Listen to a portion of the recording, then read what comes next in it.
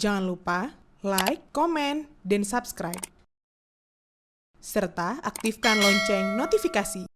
Pak Kapolda, jadi riset kami ini dilindungi undang-undang.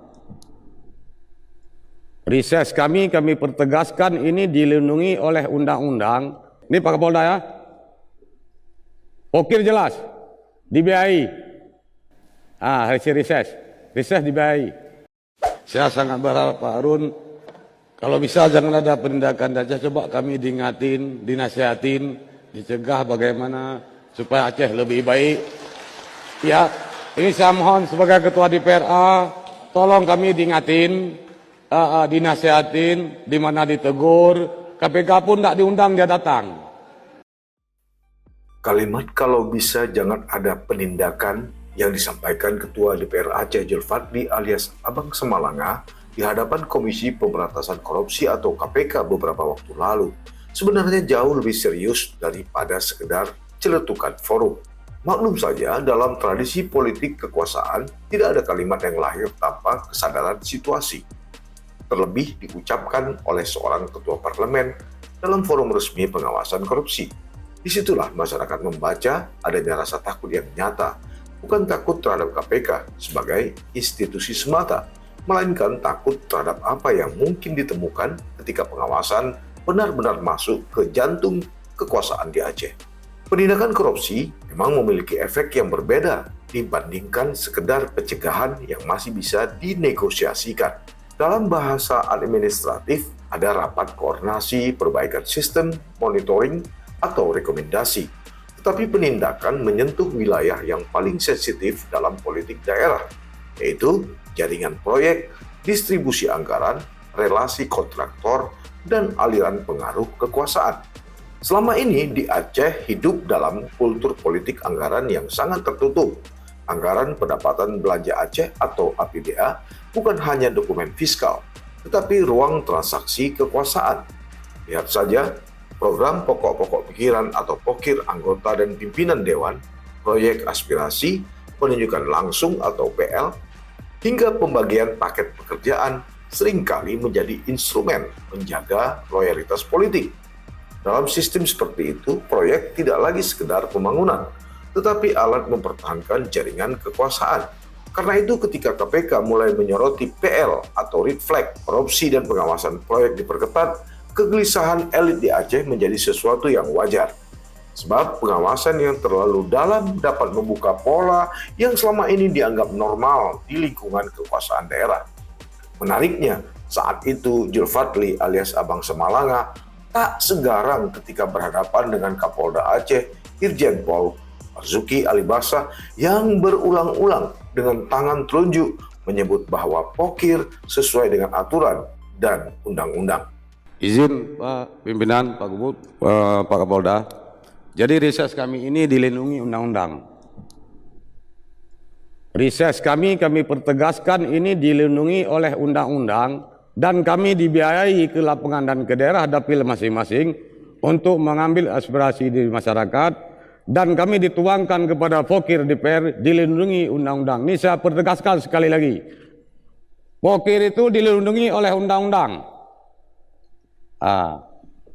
Kami diperintahkan pakai uang negara melakukan riset ke lapangan, diperintahkan pakai uang rakyat pengguna untuk menyampaikan dan akan lahirnya satu pokir. Ketika nanti lahir DPA, kami tidak ada persoalan lagi dengan pokir. Ya, karena penanggung jawab suberincian kegiatan dinas terkait. Ini Pak Kapolda ya. Pokir jelas, dibiayai. Hasil riset dibiayai. Ya, sekian, Pak Kapolda, makasih. Kalimat itu justru tenggelam di hadapan Harun Hidayat yang terlihat jelas dari bahasa tubuh Julfadli yang ketakutan. Tangan ditangkupkan di depan dada, bukan gestur seorang pejabat yang percaya diri terhadap transparansi institusinya. Cuma pesan saya, harapan saya Pak Harun, karena dari pertimbangan tadi ada yang mengundang, ada yang melaporkan, ada yang penegasan dan lain-lain. Saya sangat berharap Pak Harun, kalau bisa jangan ada penindakan saja, coba kami diingatin, dinasihatin, dicegah bagaimana supaya Aceh lebih baik. Ya, ini saya mohon sebagai Ketua DPRA, tolong kami diingatin, dinasihatin, di mana ditegur, KPK pun tidak diundang dia datang. Ingat ya kawan-kawan, tidak diundang pun dia datang. Kami mohon sangat, kami untuk Aceh, karena dah tadi kawan-kawan ada ngomong, konflik berkepanjangan, darurat, tsunami, entah apa, tolong kami di Aceh dihargai. Sekian, terima kasih. Assalamualaikum warahmatullahi wabarakatuh. Itu adalah gestur permohonan, gestur orang yang ingin meredakan sesuatu yang dianggap mengancam.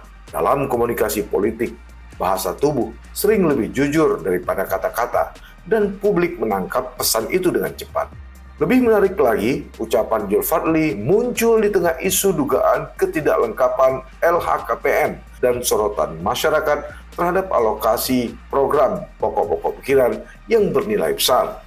Kombinasi ini membuat kalimat "jangan ada penindakan" terdengar bukan sebagai humor, melainkan refleks psikologis elit yang merasa lingkar pengawasan mulai mendekat.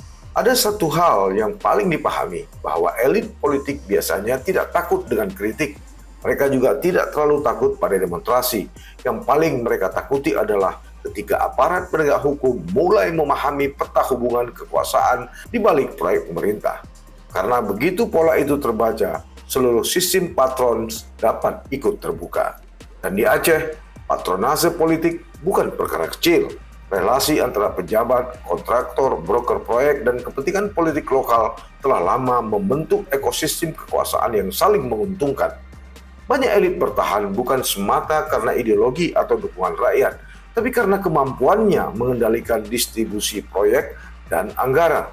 Maka ketika KPK hadir dengan pengawasan ketat, ancamannya bukan hanya pidana, melainkan potensi runtuhnya mekanisme kontrol kekuasaan yang selama ini menopang elit daerah. Itu sebabnya ucapan Zulkifli menjadi sangat problematis, sebab seorang pimpinan parlemen semestinya berdiri di garis depan mendukung penegakan hukum, bukan justru memberi sinyal agar penindakan dihindari. Ketika seorang pejabat mulai berharap pengawasan berhenti pada tahap pencegahan saja, maka rakyat akan bertanya, apa yang sebenarnya begitu ditakuti jika sistem anggaran memang benar-benar bersih? Di titik inilah kontroversi berubah menjadi lebih besar dari sekedar persoalan Zulkifli. Ia membuka wajah lain politik Aceh. Adanya ketegangan antara transparansi dan kenyamanan pada kursi kekuasaan. Sebab korupsi di daerah seringkali tidak tumbuh karena adanya aturan, melainkan karena adanya kompromi kolektif untuk membiarkan praktik tertentu tetap hidup. Semua orang tahu, tetapi semua orang saling menjaga.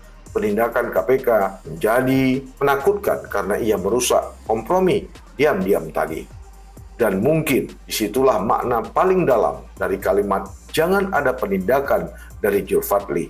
Ini harus dimaknai bukan sekedar permintaan agar tidak ada operasi hukum, melainkan refleksi ketakutan bahwa bila pintu dibuka, maka terlalu banyak hal lain yang bisa ikut terseret keluar. Lantas, apa yang membuat Zulkifli begitu takut? Hanya dialah yang tahu.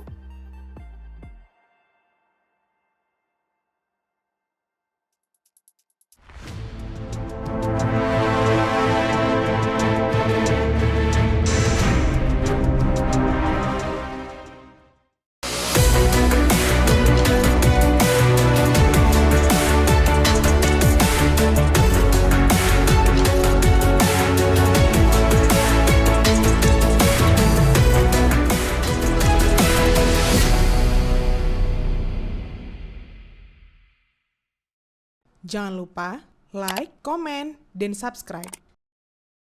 Serta aktifkan lonceng notifikasi.